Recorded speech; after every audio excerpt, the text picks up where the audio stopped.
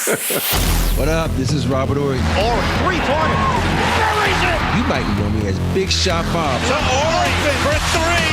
Oh, unbelievable. This guy is off the charts. What's going on, Big Shot Bob? Robert Ory from downtown. Ooh.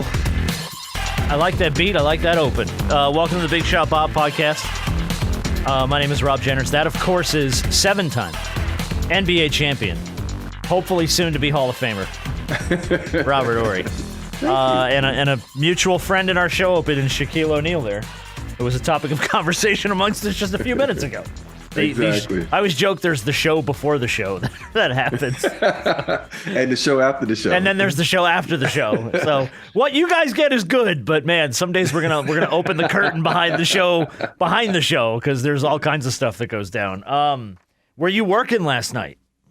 Were you at the game? Were you working the game last night? The Lakers weren't working, so I wasn't working. Well, yeah, I was gonna say. I mean, they snuck up and they stole game one, which was a good win. It was a very good win. It was good to see Anthony Yeah. Davis play the way he played in game one of that series.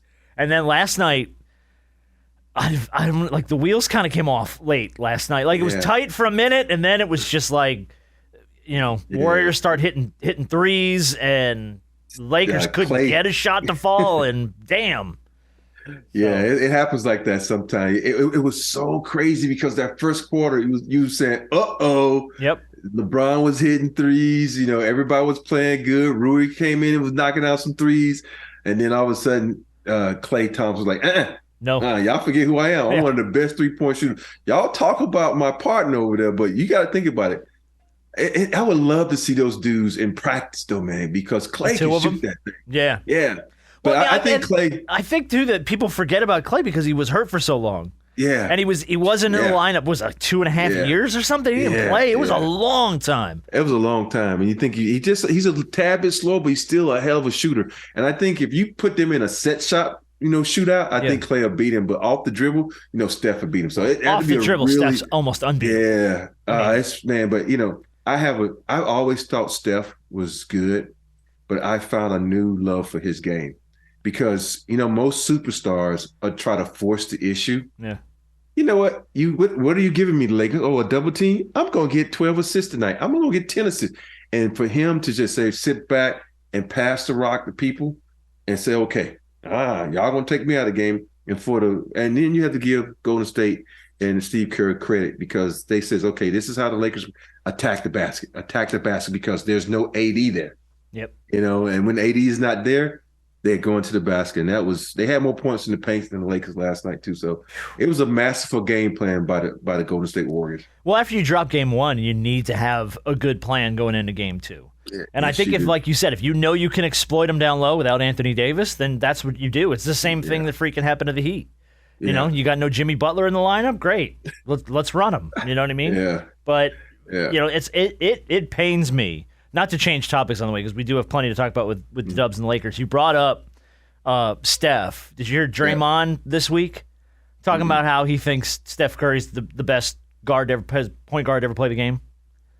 I can see why he would say that. I think he's a little close to it, though, don't you? Yeah, but his thing is he is not a true point guard. He's like a shooting guard that's been pushed to the point because he has crazy handles. Exactly. And to me, a point guard is a guy who's going to go out and get assists, and do all this type of stuff. But don't get me wrong now. That's going to be an argument that we can argue about for days because, Jason Kidd is going to sit there and say me. John Stockton is going to say me. Steve Nash is going to say me. And Magic Johnson is going to say me. Yeah. So how would you – it depends on where you're from and how you rate your point guards. And to me, it's because you think about it.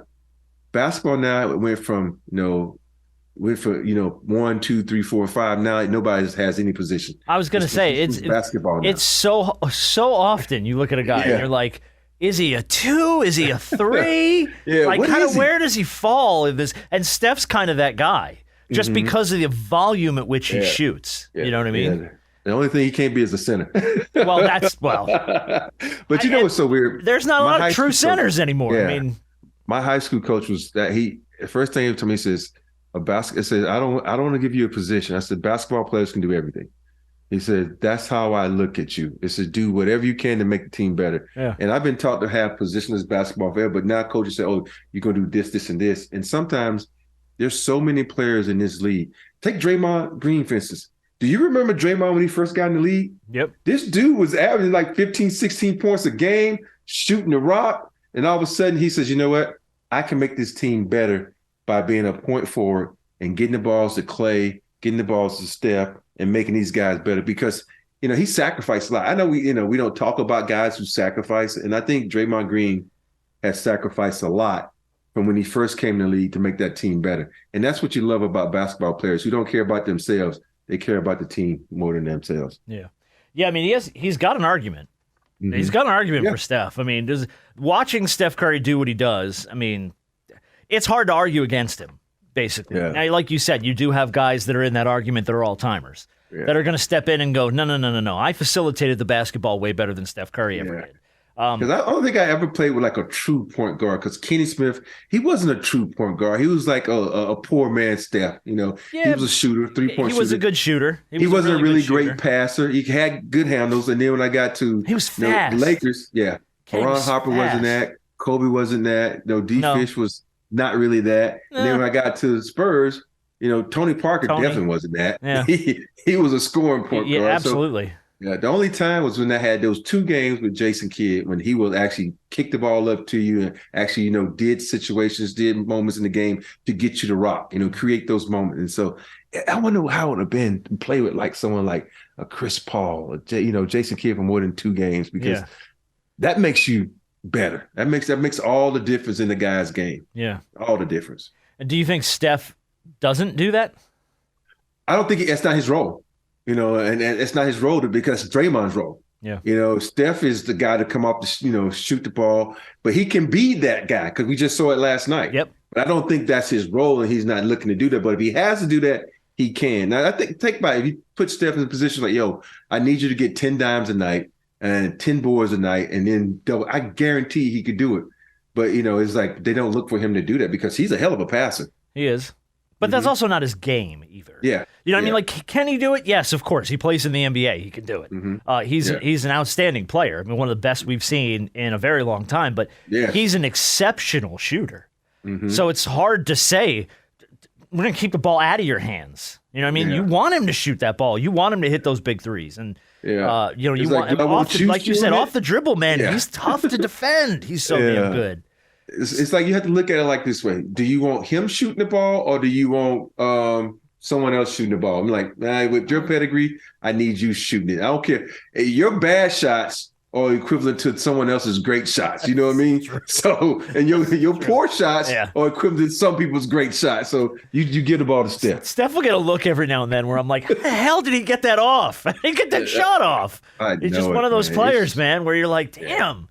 But Trae will do, and that's what drives me nuts about Trae Young, because you get that every now and then from Trae, where Trae will get a shot off, and you're like, son of a bitch, how did he get that off? Like, he was covered up, he had 2 guys coming in against him, and he manages to get that shot off, and it's like, but the problem is Trae throws up a lot of bad shots. And not at the pace that Steph Curry, and like you said, a Steph Curry bad shot is still not all that bad.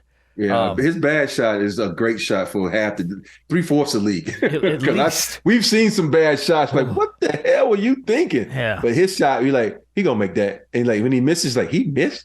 It's so weird when he misses a wide open jumper. You be like, damn, he missed that. It's like because we're so used to making those tough shots that the easy shots you think will be, oh, that's the easy one. He gonna knock that down. Yeah, it's rare for him to miss those. When you give him a wide open look like that, it's usually money. Buckets, baby. All right, so real quick I've got a whole bunch of stuff to get to. Before I get to the rest of my Draymond topic, because there's something in here that happened with Sabonis the other night after the end of that series. But who do you like in this series, Lakers Dubs? You think it's going to be the Warriors, or do you think LA hangs in? I think LA hangs in. And I'm not just saying that because I do Laker television. Well, I know you want that playoff money, so I'm not. I want that playoff check, exactly. But when you look at the makeup of this team, I think the way that, the Lakers are playing and they have found the formula and they just need to tweak it again. And I think, if you look at last game, Austin Reeves had an awful game. Yeah. He looked like he's dragging that leg or something's wrong with him, not right. But and then of course AD, he didn't have a good game. So if I would take AD having a good game every odd game, which he's been doing. I don't know if you noticed that every odd game he's had a great game. Okay, that means 1, 3, 5, 7 you win. So I take that. Yeah, okay. Yeah. So I take seven's that. a good one to have. Yeah. That's a good one to have a good game. Yeah. So and I take that. I think LeBron with these couple of days off, he's always better after a couple of days off. Usually, and he's found that even though he didn't shoot it great from three, he knocked down a couple of threes. I just think they're we had it going early. It just kind of fell off. Yeah. Yeah, I think they're fine. And it's something about being at home when they're at home. They hadn't lost a game at home in the playoffs. So I think the Lakers will win this series. Wow, really? Yeah. Okay. Yeah. I can see them pushing it to 6 or 7 easy. Yeah. I think really it comes down to, like you said, I like the matchup of Darvin Ham and Steve Kerr trying to out-scheme each other. You know what I mean? Yeah. Trying to know who you have on the floor, where your weak points are, who's shooting the rock, who's not. You know what I mean? Like, and kind of being able to plan against each other. I mean, I think Darvin got the best of him in game 1. Yeah. I think like you just said earlier, Steve came back and schemed against him in game 2. Okay, so let's see what these guys draw up against each other for the rest of the stretch. But 1-1's a good place to start when you're coming home. You want to get a game on the road. They got the game on the road.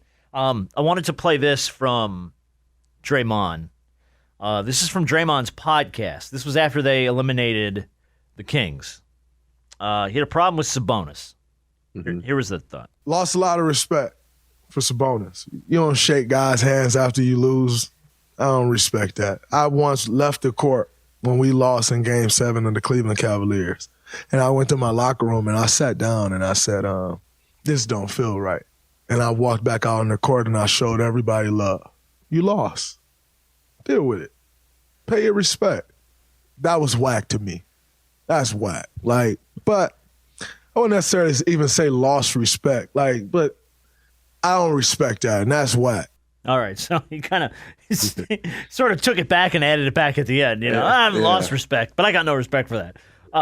Was that? Where are you on that? As somebody obviously who played for so many years in the league, played in a lot of humongous games where there was heartbreak on both sides of the floor. The shaking hands thing. I want to know when this came into place in the NBA. Because there's been a lot of times in the NBA, the only people who ever really shook hands were people who knew each other. Okay. And I guess now that everybody in the NBA knows each other from AAU and, summer ball and all this kind of stuff, they hang out together. Because if you go back in the day, like you win a championship or you win a game in the series, you go the other way. You walk off the court. It's done. In this case, why don't you shake hands after every game? Okay. It's why you have to shake game after you eliminate us. I don't understand it in sports where, especially in boxing, you just beat the shit out of me. I ain't gonna come over and congratulate you, man. I'm fucking hurting right now. Let's hug it out, man. Yeah, but I don't understand in sports. I know a lot of times they say, "Oh, that's just sportsmanship," and it's fine with me. But I don't care if you shake hands or not. It ain't a big deal to me. It's not. I think some people make more out of it than it needs to be. Or, well, he didn't shake hands, so what? I'm like, who cares? He ain't I don't think I've ever shook at all the championships I've won. I don't think I've shook hands with anybody ever. Really? I'm gonna go back and look at it on the opposing team. I think the only person the hand I ever shook was Derek McKee. That's when we beat Indiana, and because he and I are boys. When he went to Alabama, he used to come back, and he's one of the guys that used to help me with my game when I was in college. So that's the only person's hand I probably ever shook. Yeah, I wonder when that did start, because I remember watching the NBA 90s, 2000s. When you got eliminated, those guys were halfway to the locker room as everybody else is celebrating. If you're at home, it's maybe balloons come down or something, and other teams halfway to the damn locker room. There was no let's do the. It's like there was no lineup for the everybody shake hands, everybody high five, everybody hug it out. Because think about it, when you win, you happy. I want to hug my teammates. I don't want to hug someone from the other team. Yeah. And it's just I'm one of those people. I don't care if I'm good either way. Whatever you want to do, you do it. It's up to you. And if you want to come out and say congratulations to somebody else, that's fine with me. But me, I guarantee you, this day and age, if I lose, if I know someone over there, I might tell them, good luck in the next round or congratulations on the championship. Sure. But I ain't gonna search out. Let's say I'm not gonna search out Draymond when I don't know Draymond. I don't know you. Why do I want to congratulate you? I don't know you. I might do this, throw the hand up like, good luck, or point at him and walk off. But I don't see the point in it. It's like it ain't a respect thing. It's just I don't know you, so I don't really want to have that relationship with you because I want revenge the next time I see you. I don't want to have that love or that brothership or that friendship you think we have. No, because I might need to punch you in the mouth the next time. You know what I mean? I don't remember Michael Jordan ever seeking out Isaiah Thomas to be like, hey, man, yeah, good luck, man. Go get him next year, bud. You know? I'm about to do a deep dive research to see what happened there because think about it. I remember when we beat Shaq and them in 95, they just walked off the court. I think they did. I think they right. just walked off the court. Yeah. And I remember when we beat San Antonio. You beat their ass, though. That was a and when we beat Phoenix, we definitely shake their hands because we probably got into a fight. But no, I can't recall anybody. Even when we beat Detroit, I don't think I shook McDyess's hand. You know, I knew McDyess from Alabama and all that. I don't think I shook his hand. I don't think I've ever shook anybody's hand when we beat them in a series. Ooh. And I never thought about that, but you're right. I don't even know when it started. Yeah. And maybe it's just today's NBA. And we've talked about this a million times. Yeah. Mm-hmm. Everybody needs to change. everyone's emotions need to be validated in today's NBA. You know what I mean? It's like, no, I beat your ass. I don't. Or if you're Sabonis, you had a good year. Your team exceeded expectations in a lot of people's eyes. You played really well. You got your ass beat in a big series, literally against the defending world champs. I'm not anxious to go hug that out. Sorry, I'm going to be like, and then you got to think about Sabonis. It's like Sabonis. The way y'all beat him up, he had a black eye. They whooped him. They straight whooped that man. You put your hands on and then you Sabonis, go, like, why didn't you come shake my hand? You kicked my ass. I'm like, you stumped me in my chest. You hurt my ribs. You think I really want to come shake your hand? Insulted my mama, slapped my brother. I mean, come on. So you have to look at it like that too. He's salty right now. He had a right to be salty.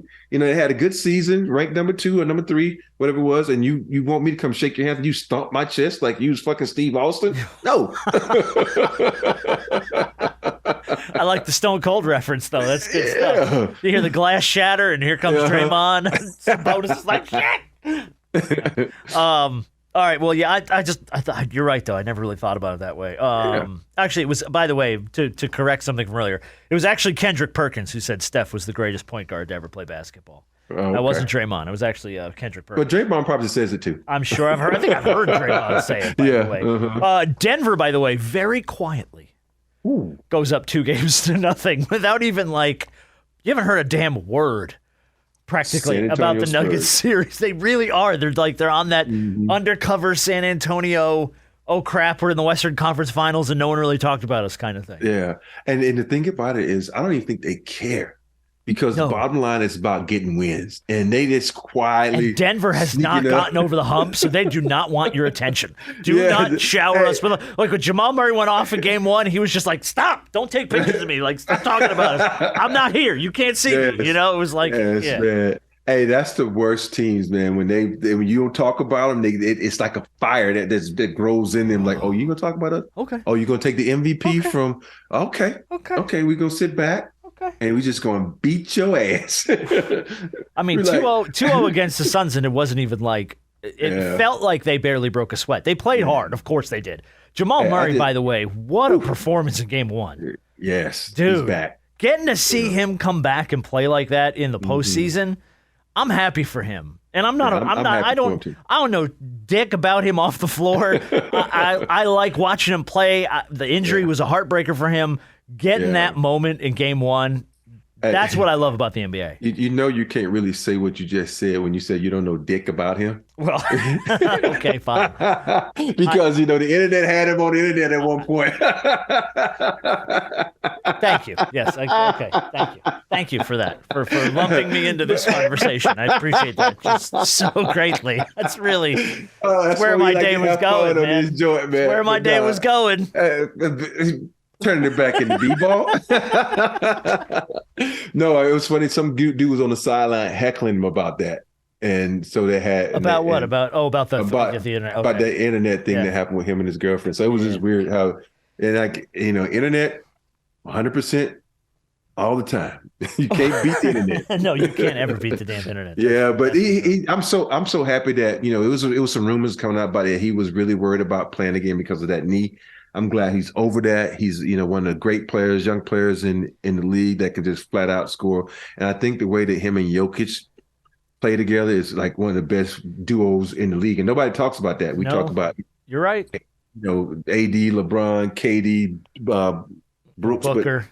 Booker. It's these guys can flat out play. Think about Jokic. Jokic is going to be on the mission now. It reminds me of Dream. When Dream didn't win the MVP. I was going to say now he's on the way. Wait a minute. I had the best, arguably one of the best seasons I've had to date. Yes. And this is the year that I don't win it? Yes. Okay. I hope someone whispers in his ear like, "Yo, trophy." Like, yeah. And like Dream said, and they hate your ass. They hate your ass. They disrespected you. Dream's like, that's not. We're gonna get the bigger trophy. I'm not worried about that one. And that's what Dream was. So hopefully. I'm not saying hopefully, but maybe Jokic's got a couple. It's not like he's hurting for an MVP. He's got two. No, I'm saying he needs to get the bigger trophy. Larry O. Yep. That's the one. That's the one you want. That's the one you want. Mm-hmm. Yeah, for sure. Because at the end of the day, that's what they're going to judge you by. Mm-hmm. Since you brought it up, and Joel Embiid wins MVP. Mm-hmm. Cool moment. The video from the inside the Sixers locker room. Or I don't know if it was the locker room. They were like hanging out in looked like a conference room or something. I know it, right? I was like, "Where the hell are you guys at the Hyatt? What is this shit?" Well, there's continental breakfast, so we might as well go down and get some. And it's announced that Joel wins the MVP, and he just kind of he has a moment. He kind of breaks down emotionally, cries, kind of puts his head in his hands, and emotions kind of overrun him. And I get it. Rightfully so. I get it. What a moment. And then just to see Harden come up and give him a huge hug and pick him up and all his teammates kind of jumping on him and just celebrating that. And, and Harden giving him a Rolex. I was going to say, and then Harden gives him the Rolex the next night. And I mean, just, to me, it really felt like we owed you this an MVP. Not that he didn't have a great year. Joel Embiid's had an outstanding season. Yeah. I think Jokic has had a better season. Yes. Statistically, for where your team is, how you've carried that team. Yeah. Jokic, for me, if there was a year to give him MVP, it was probably this one.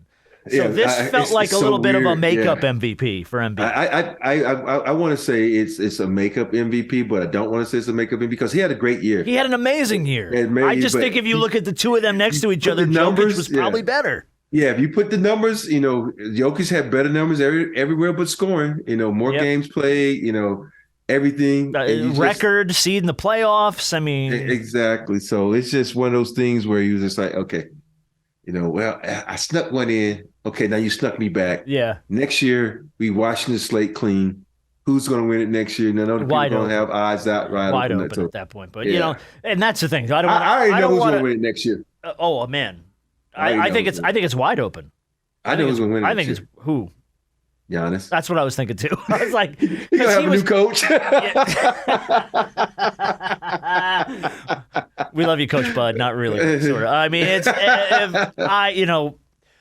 Giannis was. It was that conversation was Embiid, Jokic, Giannis for probably the last 2 months of the season, and it was anybody's up for grabs. It was really anybody's to take, and Embiid, I think, just distanced himself from the other two guys in that last probably 2 weeks. Yes, the last 2 weeks. He really just carried the Sixers and got them all the way to the finish line as far as the seeding and the placement in the playoffs and stuff. And, I love that for Joel Embiid. I really do. But what's weird about that, though? What? Because Jokic put his team in a position where he didn't have to do that. Right. And so Embiid's team was there where he had to do that. But I guess the question is, how do you award MVP though based on numbers, stats, record, or do you award it most valuable? Well, and Embiid for the Sixers down the stretch was their most valuable piece. Nights they didn't have him, they weren't performing. Nights he was in the lineup, they were winning by 15, 20 points. So it was like he was the key piece. But here's the thing: what if we take Jokic off that team? Do they win? He didn't miss any games, though. I don't know. So that's a great question. Where does Denver fall without Jokic? I really don't know because he's had nights where he's been the steady rock, and then he's had nights where he was the runaway. He just took a game over. Yeah, but it's just one of those. This is one of those MVPs that can be talked about for years, and like who should have got? You know, you got the one Steve Nash one. Well, it's the Nash Kobe, the first Nash Shaq arguments from it's so many. You know, I think you can act all the MVPs that was won when the MJ was in the league. Well, yeah, because there was probably arguments for lots of other folks. You can even go back to the one year when LeBron had almost averaged a triple double for the Lakers, and he didn't even get mentioned. Yeah. But speaking of that, this is the first year ever he didn't get one vote. LeBron. Oh, really?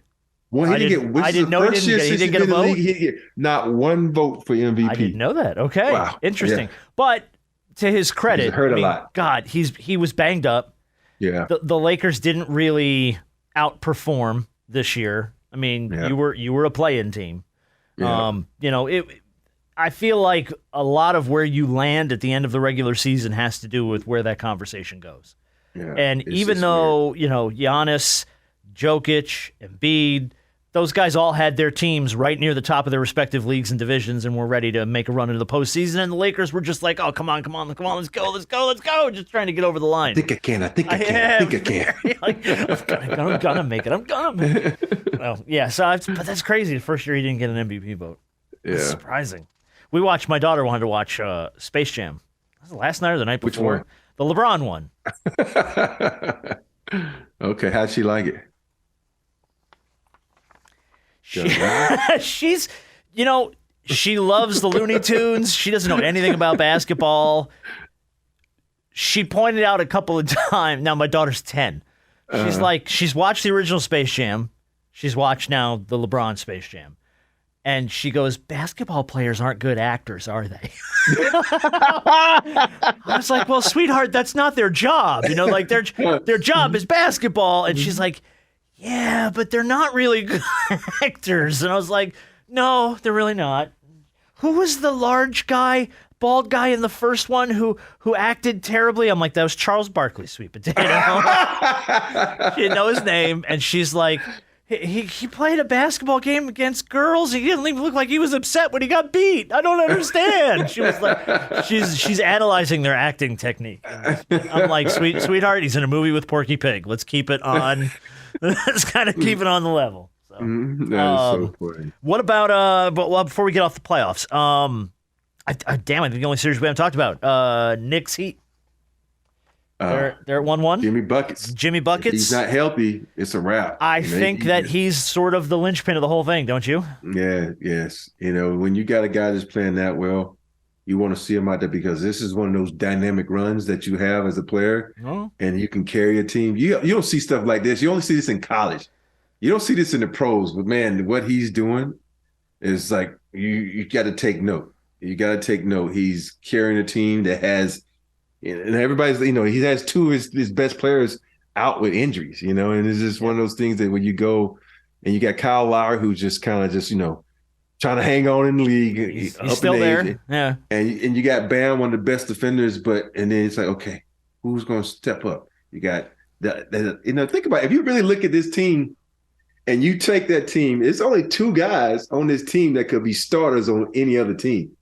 It's not disrespecting those other guys that the other team is just so, but these guys are stepping up to the plate. They're playing extremely well. They're knocking down big shots. So when you're on a mission and you can play like the Miami Heat is playing, man, you take note. And I love the fact that these quote unquote no-name guys are coming up and saying, okay, we gonna make y'all respect us. Y'all gonna talk about, what New York does, but you don't want to talk about us. You're gonna take notice. Because think about it, they almost beat them. Yeah, without Jimmy in game 2. They were in there for a minute. They let that one get away, but credit to the Knicks.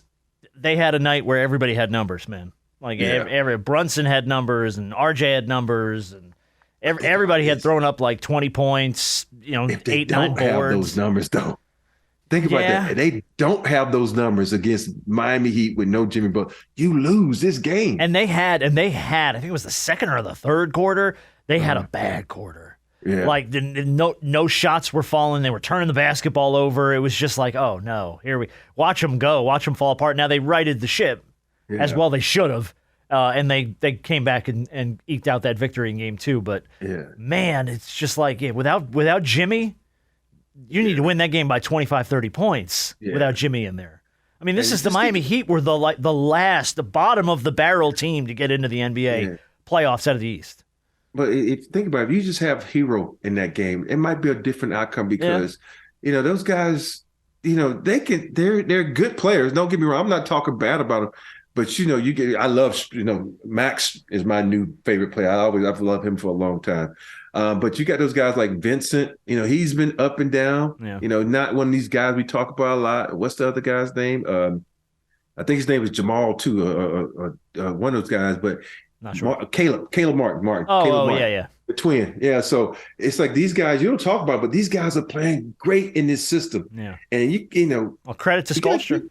Yeah, I was going to say to give credit to Spoelstra because you get the best out of what you have. That's a sign of a good coach. That's a sign of a good coach.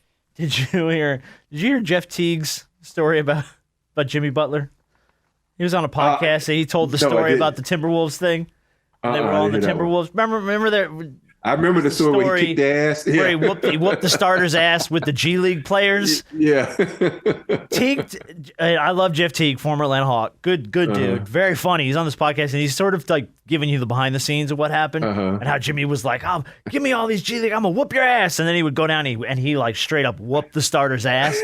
And then Jeff Teague came back, and they put Jimmy was, "I'm going to the locker room." And he went to the locker room, and the starters got their rhythm back, and they started playing well. And they're like, "Get Jimmy back out here, man. Get Jimmy back out. We're going to show him what's up." And they go back to the locker room.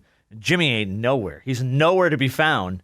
They're like, "Jimmy's gone, man. What are you talking about?" And they turn on the TV in the locker room. Jimmy's on TV at his house doing an interview about how he just whooped all the starters' asses. That motherfucker booked an interview on his way home and was on TV before practice was over. That's amazing. That is like one of the best GOAT moments for a player I've ever heard. That's like, some Terrell Owens shit where I'm outside doing sit-ups. Get your popcorn ready. I mean, I was in his, you can find it online if you look for Jeff Teague's telling the story. Yeah. I apologize, I don't remember the podcast he was on, but it's like 6 minutes, and it is so. I'll send it to you. Damn, it's hilarious. Just hearing him tell this, because the front half, but he's like, "Man, we go back to the locker room to get his ass," and he's on TV at his house, changed and showered, doing a full interview about how he whooped the starters' asses and he wants a trade. I'm like, oh my God. He didn't even wait for practice to be over. That's funny. That is some funny shit. That is great, because Jeff's like, man, he probably set that up before he played us, knowing he was going to whoop our ass so he could go home and do this interview. Like, that is wow. That's an all-timer, man. I love that. That is some funny shit right there. I love that, dude. That's letting you know you got a good rapport with the reporters, and you can just call them up and say, "Hey, come to my house. I got some scoop for your ass. Get to my house right now." Trust me. You're going to want to be at my place. Just trust me. Just get there. It's like, aren't you supposed to be? Oh, you're not in practice. Okay, we'll meet you there. What do you mean you whooped their ass? Practice just ended. It's still going on. What are you talking about? Oh, God, it was great. What a great story. Yeah. Shout out to Jeff Teague for telling that story. So funny. Dylan Brooks back in the news cycle this week. There's a few things I wanted to play. I know we've talked about Dylan Brooks a bit, so I don't want to harp too much on this, but you had the story pop this week where Memphis said he doesn't come back under any circumstances.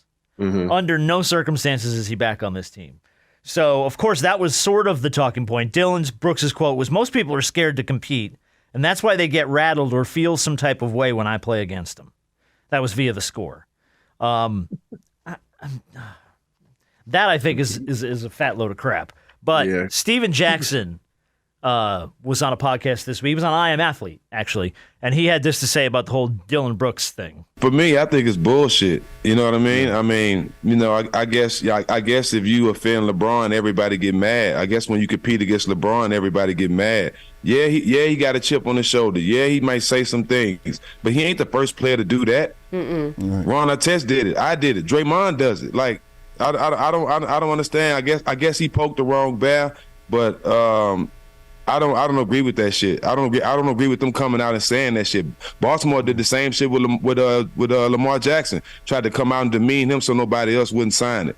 Nobody else wouldn't sign him. I've been in those shoes where people try to demean your character and say these certain things about you and don't understand that this guy just like playing the game a certain type of way. He play hard. Is he the most talented player? No. But he competes. He's in the NBA for a reason. Y'all signed him. Y'all brought him there for a reason. But don't demean him now because he said some things or he might have ruffled y'all feathers. Okay, what would have been better for me For Memphis to come out and say, you know what, we can't have Ja doing all this and Dillon. We have to get rid of one of them for the betterment of our organization. But don't just try to single Dillon Brooks out just because he played the game a certain way with a chip on his shoulder to make it seem like he's a bad guy, and we just gonna come out and say we don't want to bring him back at all. I think that's bullshit on their behalf. Well, let me see. I love Steven Jackson. I do too. I love Steven Jackson. Mm-hmm. I know he's had his ups and downs. I never had a problem with Steven Jackson. I don't agree with this. I don't either. I just don't. Either. Because my whole thing is, it's all he's right in the sense that you can talk trash and say what you want to say. Well, yeah, of course. That's how he played the game. Yeah, that's how you play the game. But the whole point is, I think what happened is when you start skipping out on the interviews and you get an attitude because you're not able to back it up, then they have a problem with it. And I think also, now that he caused all this ruckus and attention, his contract is up. So now they did him a favor by putting everybody in the league on notice. Hey, we don't want him back. Y'all want him, y'all can have him. Yeah. And that's better for Dillon Brooks because now teams can say, okay, let's go right after Dillon Brooks now. We ain't got to wait. Because you take my situation when I was with the Lakers waited to the last moment to say they're not bringing me back. And it kind of messed me up where I was like searching for teams when everybody had already, grabbed up the players they want. This is better for Dillon Brooks. And you have to look at it from both sides. And a lot of times we only look at it from the player side. Yeah. And I can understand where Stephen A is coming from the player side. But Steven Jackson. Stephen Jackson. Yeah. That's Stephen A? Yeah. Stephen Jackson. Yeah. So, but two things when it comes to Dillon Brooks. It's like, okay, you can talk all the trash you want. You can poke the bear, but don't run from the smoke. Like they say, you stay there and you do the interviews. Yeah, especially Steven Jackson, who does a podcast called All the Smoke. Yeah, you stay there and you do the interviews. You don't compound the problem. Yeah. And even if it wasn't a problem, you compound it by not talking to the media. I was like, you created this, handle this. And so I think that was a problem that the Memphis Grizzlies had. And let's be honest, he hadn't been performing either on the court. I think that was my biggest problem with the whole thing. And his defense hasn't been that good. Yeah. And if you look at his body type from when he came in the league, his body type has changed. He's gotten slower. He doesn't shoot as well as he used to. And he's causing more attention off the court than he is on the court. Yeah. So you got to look at it like that. My biggest problem was, and Steven Jackson's like, I guess when you talk trash on LeBron, everybody's got a problem with you. I don't think that's true, but it felt very much like I'm going to talk trash on LeBron to throw the spotlight on myself. Not because I'm going to compete hard against him, I'm going to D him up, I'm going to play tough, I'm going to have numbers, because none of those things happened. It was more like, look at me. That's what it felt like. Now, if that wasn't the case, that's fine. But like you said, he couldn't even answer for his play after the game. Yeah. You ain't going to sit down and talk to the media and go, I said a lot of stuff. I just didn't play well tonight. I got to go back. But that's humility, and it seems like he doesn't have that. And I think, you're putting too much on it because he's talking LeBron. But also in that situation, you talk about LeBron. Who cares? Everybody talks about LeBron. Of course. But here's the thing. Is like, and then in that gun game, you hit him in the balls. And you can't duck the media because you need to say, first of all, I said, I want to say, hey, that was an accident. I wasn't trying to do that. Right. Whatever it is to be, because I was just trying to play defense. When he turned, I tried to turn. My hand went there. Big mistake. And there's so many things that people go, that's a little nugget. They're going to say, oh, well, you hit him in the nuts. Okay, now you talk about him. Now it's really making you look like an asshole. Yeah. You needed to, you need to diffuse that situation, but he never did by not talking to the media. Yeah. And of all the guys on the floor to go after, you go after the league's all-time leading scorer. Like, come on. Like, talk some shit to Austin Reeves. You know what I mean? Like, that. Hey, but Austin Reeves going to talk back now. Austin Reeves come back at you. Did you see, well, obviously you saw it. I think it might have been game one. The Austin Reeves, where the lob to LeBron, when he came down, moved some guys out, pulled two guys in, went around them, like pulled the whole defense in, and then just boop, right up to LeBron, lob, slam. I was like, he has an eye. Yeah, kid's got handles, man. Like he moved that basketball. I was like, damn. So, but yeah, I mean, I guess it makes sense for Memphis because they just don't. Why? You don't need this. Our star player is already dealing with enough off the floor drama. Yeah. I don't need another freaking loudmouth over here bringing more crap on the Memphis Grizzlies, who underperformed this year, who had all sorts of off the court issues. Mm-hmm. I mean, you got a lot of things to fix. Why do I want to deal with this guy on top of it? So I get it. I get it from Memphis' perspective. It comes down. Then it comes down to sponsorships too. You think about that. You know, That's you think another about thing. big picture. You got to think about I what didn't happened. think with about that. You're Ja. right. Yeah. You have this going on, and then the whole attitude. You got. It's going to cause two things. You're going to have players not going to want to come there to play, and then sponsors not going to want to back you. Yeah. So you got to clean your image up. You're not the Detroit Pistons where you kicking everybody's ass and still being assholes. Hell no. No, you losing. You haven't won anything. Yeah. But you think about this. They tried to. It's almost like the Memphis Grizzlies are like, okay, we need to get an image. We're gonna poke every. We're gonna be the tough guys. Yeah, we poked the Warriors last year. Okay, shit, we ain't in the bracket with it. Now we're gonna poke the Lakers because these are two franchises that have won championships that have these elite all-stars. They get a lot of media coverage. Yeah, we need the spotlight on us to let everybody know that we can play. And then you lose. Yeah, Both you got those to back, series. walk that walk, talk that talk, but you better back it up. Yeah, Memphis got a lot of work to do. Work to do. All signs are kind of pointing toward the Kyrie-Luka thing ending in Dallas. While that's not official, according to Tim Cato from The Athletic, the Lakers don't have any interest in pursuing Kyrie Irving. I don't know if I necessarily believe that. I feel like if the deal or situation is right, and LeBron has one more year, correct? Correct. All right. I feel like if you got LeBron for one more year, and the deal points are right, I think that you could easily see Kyrie Irving landing in L.A.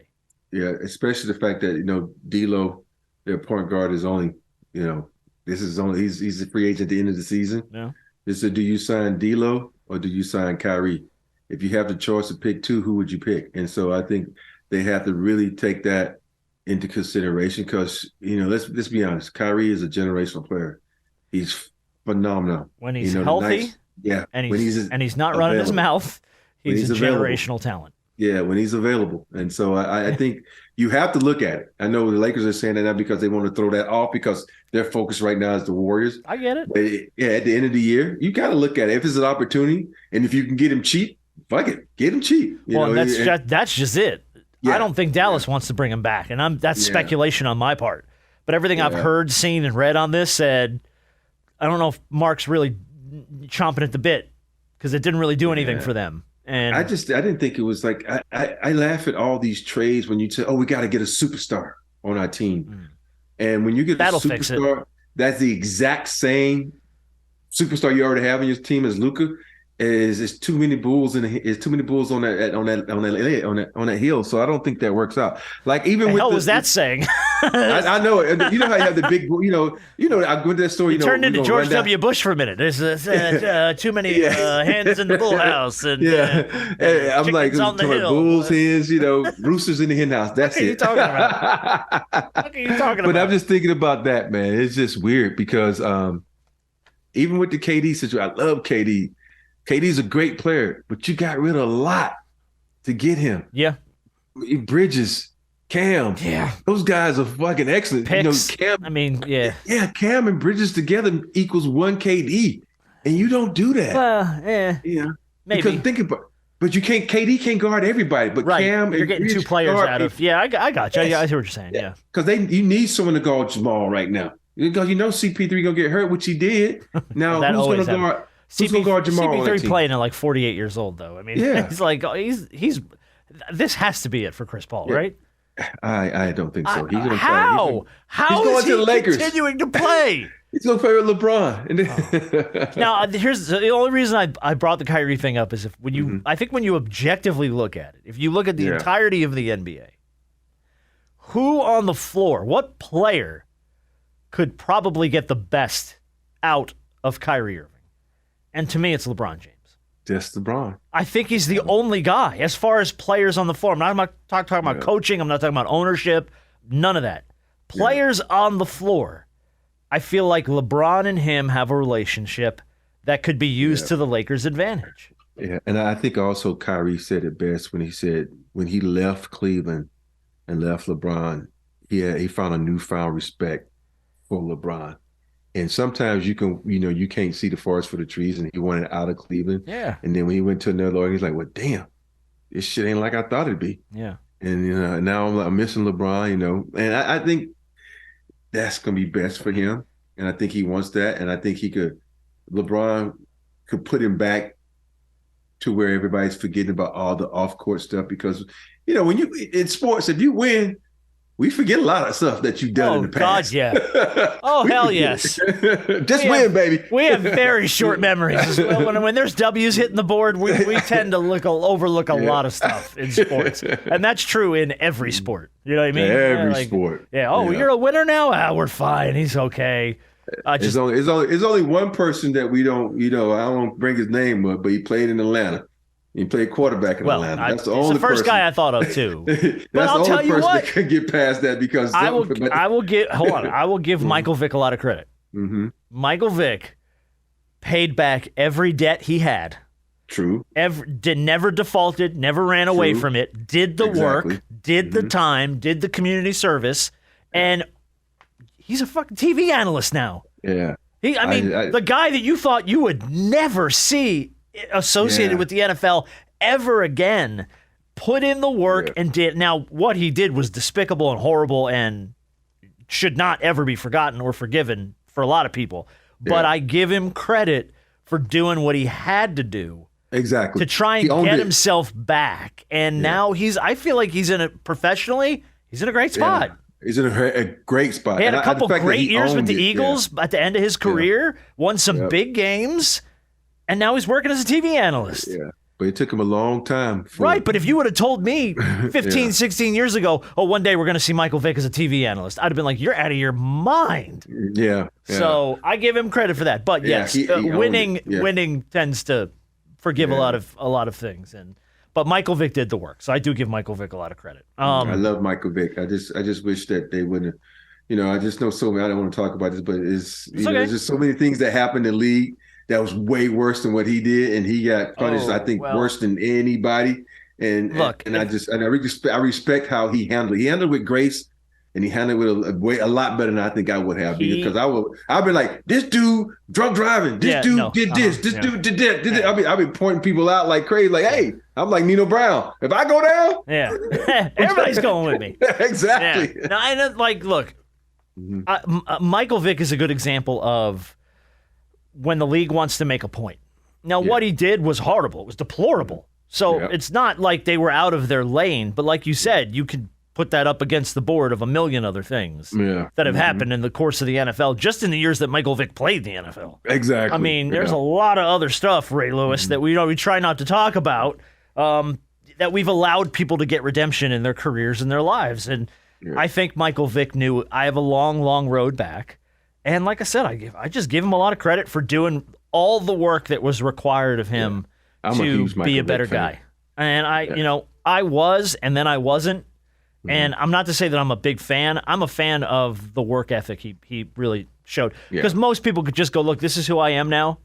But I'm a big believer in you are not the worst thing you've ever done. That's not who you are as a person. It's something that happened to you. You choose either you're going to overcome this or you're not. Yeah. And he chose to do the work to overcome it. So I give him a lot of credit for that. Do you think Kyrie is in LA next year? You know what? I can't really say because the Lakers have a lot of free agents, and so I'm going to go ahead and say probably not. Well, you never know. I have a hard look. I would like to see it. I have a hard time seeing the picture come together to make it happen. I think the deal would really have to be lighter than maybe Kyrie Irving would want. You know what I mean? Or lighter than maybe the Mavericks would want in order to acquire his contract. So I don't know. Really interesting. It's really interesting where he goes. Is he a free agent? I don't think so. I think he has another year. I don't think he's a free agent. I think he's got another year. Yeah. I think he's got one more year, if I'm not mistaken, on his deal. All right, let's do Big Shot of the Week. Big Shot of the Week before we play our game this week. And by the way, this is a game that you and I are going to play together. Okay. Big Shot of the Week goes to TCU wide receiver Quentin Johnston. Yes. Did you know why he's getting the Big Shot of the Week? Of course, he said his mom has to retire. Hell, yes, he did. That was the first thing he said. He said, I want to. Actually, I got the audio. It's a little tough to hear, but I'll play the audio for you. This was Quentin Johnston after the draft. I just want to give a big shout out to my mom. She will be putting her 2 weeks notice in today. She retired. I don't want you working another day. She's putting her 2 weeks notice in today for his mom. His mom and his father, both military. Mom served in Operation Desert Storm and in Desert Shield. in the 90s, and his father served in Kuwait in 1995. And the very first thing he did was say, Mama, turn in your 2 weeks notice. You will never work another day in your life. And I think that's I think everybody does that stuff probably to an extent with their folks, but I just loved it. So I gave my parents like, I'm getting my retirement. Y'all know what you're talking about. You didn't have to say it for them, man. They said it already. They said, no, I get to the point, like my mom, she's like, well, what am I going to do when I need something to do. So my mom, she was a teacher. My dad, like, no, I got 2 more years for Uncle Sam takes good care of me. But my parents like, okay, when I get my thing done, then you can do whatever you want for us. So yeah, but that's a big help though. When guys always look out for their parents, especially their mothers. You love that fact that he's the first thing he thought about was, yo, Mama, we out. You ain't your job, we gone. And I think that's part 2 is when you see how much your parents do for you as an athlete. I mean, you forget. And I've heard Gronkowski talk about this before. How mom drove them to all their practices, all their games, still had to work, still had to take care of the family, do laundry for 4 giant idiots in her house, but drove them everywhere and sacrificed so much of her life and her time for the success of her kids. Yeah. And a lot of sports parents, I'm sure your mom and dad did the same damn thing. Hey, hold on. No. My mom said, where's your bike? Well, go. Get on your bike and go. You biked your ass to school? Mama said get on a bike? I bike all those little league practices on my bike. You bike everywhere, dude. It's different though. I grew up in a small town where you could bike for 2 miles. You get to practice. Everybody had their bikes laid down. You bike back home and you over. My mom didn't drive me no damn where. Man. She barely drove me the damn game. So now that makes sense though, then why after you got drafted, you got up and said, my mama's getting a job application today. She working rest of her damn life. I didn't know what that was about. Now that makes sense. Okay. Yeah. No, my mom wanted bike to work to though. Practice. No, I know. But parents, people forget we want to take our parents on something, but they be like, hey, what am I going to do? I want to do something. I like what I do. Yeah. If your parents don't like what they do, they're going to be like deuces, but if they like what they do, because think about it. If you look at people who retire, and we're talking about older people, when they retire, they bored as shit, man. They don't have anybody, talk to, nobody to hang out with. That's what keeps them going. Going to work, seeing those people, and you got to have something to do. You got to identify yourself with something. And if you if you don't have a job, that's a tough identity crisis. I think a lot of people go through. I know a lot of ex-players go through it when they retire. Yeah, who am I? Who am I without my sport, without my day-to-day? We have the money, so we just eat and get fat. Yeah, well, speak for yourself. I'm speaking for myself. Someone's broke as hell over here. I'm just like, all right. Let's see this week's game. This is something that we'll just. No, it's fun. But there's talking points on each of these questions that I'm interested to find out. So we're gonna get to learn a little bit about each other here. This game is called Playing the Percentages. It's very easy. For instance, here's how the first question works. Sports fans are probably the exception to the rule here. But what percentage of people surveyed say they yell or they talk to their TV while watching it? Is it higher or lower than 25%? Oh, that's way over 25%, because I think that's probably about 75 to 80, because somebody's like, why'd you take that shot? Yeah. But remember. He's open in the corner. All different walks of life of people surveyed here. So it's not just sports fans. Sports fans are usually the exception to the rule. We always yell at the TV. Hey, come on now. You ever been to a theater with some black folks in it? Don't go in there! I sure have, and I'm like, kill it back there! Somebody get an usher. These people won't stop talking behind me. It's only 35% of people. So you're right, though, so you get the point 35? there. 35%. But I think sports fans always yell or talk to the TV. I mean, everybody's a coach. Everybody's a damn coach. Except Bud. Well, he don't yell or talk to his own damn players, so let alone the television. Love you, Bud.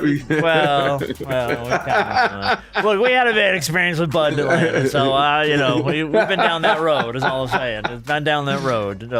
Drunkenly driven jokes, down it a couple times, but yeah. They just jokes. All right, I think I know where my wife falls in on this, but what of the women surveyed? What percentage of them would rather go on a shopping spree than have sex? Is it higher or lower than 65%? I thought you said that fake it when you said this is my wife's on this list. No, I know where my wife would fall in on this. I'm gonna say I'm only gonna go by my wife, so I'm gonna say lower. Lower. Okay. It was a little bit lower. You're right. That's a good 57%. 57% of women Damn. surveyed would rather go shopping than have sex. And I will tell you why. Because they know they can have sex whenever they want to have sex. All the women's got to do is go, you want to have sex? The guy's like, yeah, let's go. You know what I mean? Like, we're easy. You don't have to try. But it's so weird, though, that, when people talk about this, it's like they go shopping, like you said. It's just, they can't get it. They can get it in the mall. Hey, I'm going to go try this dress on. Come with me. Oh, okay. Okay. We get sex and shopping at the same time. See? How many percentage of people got that? That's what I want to know. So, all right. I don't think anyone's afraid of Dylan Brooks on this show, but maybe ghosts. So, what percentage of people surveyed say they believe ghosts and demons are real? Higher or lower than 50% of the people surveyed? Believe in ghosts and demons. I believe in spirits. I believe there's some spirits. I believe that people have people watching over them that have lived in this world before, that are family and friends. So I'm gonna say this is gonna be weird. So I'm gonna go over 50%. I think it's a little bit over 50%, or it's gonna be a little under 50%. So I'm gonna go with over. You're wrong, but right. It was a little under 50%. 45% of people surveyed believe ghosts or demons are real. So you do believe in ghosts? I believe in ghosts, but when people think about ghosts, though, a lot of times they think evil. I think there's so many times that ghosts look out for you. Your family members look out for you. Like, there's a lot of times I think that, my daughter looks out for my sons, because, and I think my daughter looks out for me sometimes. You got people watching over you, man. That's your angel. That's your guard. You might look at it as a ghost. I look at it as an angel, or I like that. Spirit. I like that better. Yeah. So, I've seen a little too many creepy things here and there where I'm like, I feel like ghosts probably do exist. You know what I mean? Like that Thanos glove keeps moving every once in a while behind you. Yeah, just which one does? The Thanos glove. The Thanos glove? No. It's trying to snap this show out of existence. It's tried. It's failed. Son of a bitch. Doesn't work anymore. I'm with you. I believe in ghosts. We live on our phones. But what percentage of people surveyed said they clean their phones less than once a month or never at all? Is it higher or lower than 15%? Does it count this? No.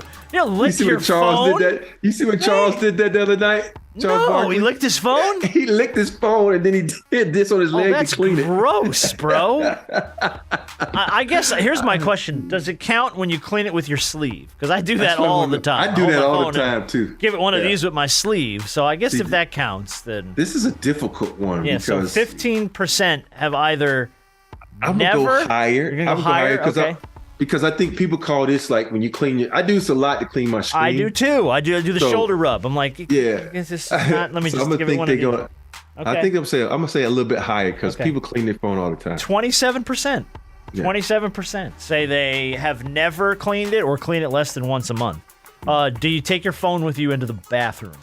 Hell yeah, I got to play dominoes when I'm on the toilet. Thank you. Okay, so my wife and I had this conversation. She goes, well, if you didn't take your phone into the bathroom, you wouldn't be in there for 20 minutes. I'm like, where do I think I get all my quality reading in? I mean, if I got an article to read, I bookmark it. I'm like, that's bathroom reading. I'm going to do that later.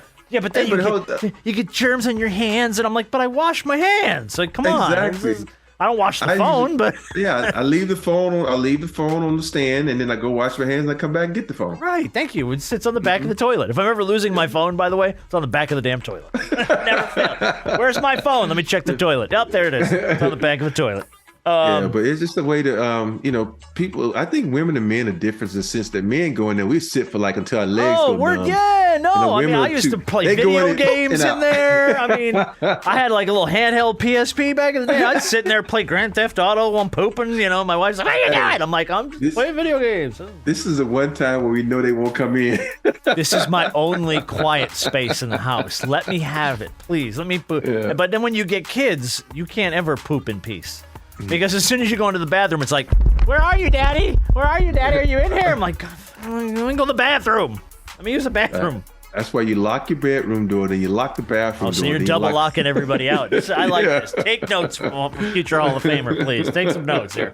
All right, Rob, you're in a neighborhood recently, right? You've been there like a year and a half? Yeah, okay. Year and a half. What percentage of people surveyed say they don't know their neighbors at all?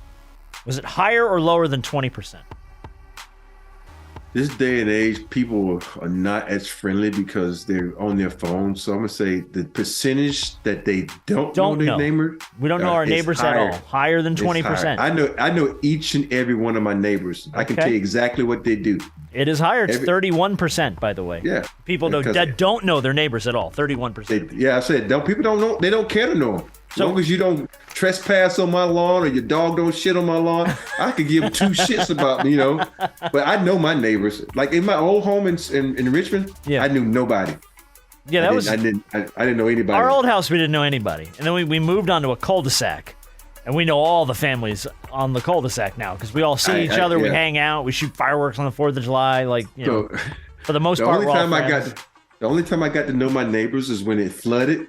And we couldn't leave the neighborhood, so everybody was walking outside with glasses of wine, and it was like a big old party. We got to know each other, that's the only thing. But I was, hey, I'm your neighbor. I'm Tom. Oh, I'm this. I'm like, okay. Oh, okay, yeah. So I knew none of my neighbors. But you know them now. I know the ones here. Yeah. At the new place, you know the neighbors. I know everybody here. Okay. So yeah. So how did you meet the neighbors? Like, do you make an effort to go introduce yourself, or is it like there's a block party or what?